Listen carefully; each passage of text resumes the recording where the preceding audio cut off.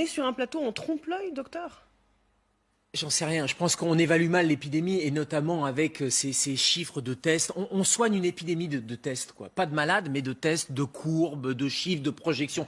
Imaginez qu'on est, nous, médecins de terrain, avec nos malades, cancérologues, urgentistes, si à l'échelle individuelle avec un patient, on était dans la même logique que ceux qui sont en train de gérer l'épidémie au niveau de santé publique. En disant, oui, mais vous rendez compte, vous risquez le pire, donc il faut qu'on vous fasse ce traitement, etc. Mais on pourrait pas, enfin, vous ne voudriez pas d'un médecin comme ça.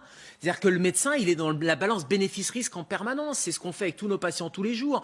Et j'ai l'impression qu'en termes de santé publique et d'épidémiologie, ils sont pas du tout dans la balance bénéfice-risque, alors que le président, lui, l'est dans la balance bénéfice-risque.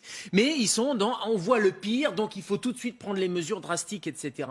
Moi, je trouve ça déraisonnable à date. Et encore une fois, je dis à date, parce que il faut prendre plusieurs paramètres. Alors pourquoi les 5000 cas de contamination? On ne sait pas ce qu'on mesure. On fait des tests positifs, on ne sait pas si c'est des malades, si c'est des anciens malades, si c'est des gens qui ont du virus au fond de la gorge parce qu'ils étaient contaminés il y a 3 mois, si c'est des nouvelles contaminations ou pas. Donc on évalue sur des mauvais critères. Donc on n'a pas le bon critère. Donc prenons plusieurs de ces critères. Moi, il y a un truc qui me fait marrer, c'est les 3000 malades. Enfin, ça me fait marrer, pardon, c'est pas drôle, mais 3000 malades en réanimation. Si chaque année, on confinait le pays pour 3000 malades en réanimation, mais toutes les années, depuis 15 ans, on serait confiné. Pourquoi? Parce que toutes les années, vous avez des gens qui meurent sur les brancards des urgences pour la grippe, pour des pneumopathies qu'on ne peut pas traiter, qu'on ne peut pas prendre en réanimation, parce qu'il n'y a pas de place, parce qu'il y a eu des réductions drastiques de moyens, etc. Ça, il faut le dire aussi. Et puis si l'objectif, c'est de ne pas saturer les services de réanimation, ou si on manque de lits, parce qu'on nous l'a dit, le facteur limitant, c'est le manque de lits, ben pourquoi on n'en crée pas? Pourquoi on ne se donne pas une marge de sécurité qui permettrait de créer ces lits,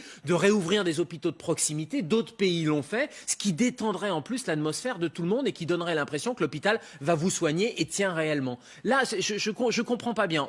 C'est la politique du pire et en même temps, on fait rien en face. Pas de création de lits, pas de tests pour aller dépister les lieux de vectorisation. Vous allez me dire si je ne me trompe, mais non seulement on n'a pas créé de lits, mais des lits ont été supprimés. On continue à enfermer, mais bien sûr, et bien sûr. Mais il y a aussi un défaut dans la cuirasse, si je veux dire, mais je crois que Gérald le connaît bien, c'est qu'on parle globalement. Moi, hier soir, j'ai appelé pour des amis médecins, etc. Ils m'ont dit on n'a personne en réanimation.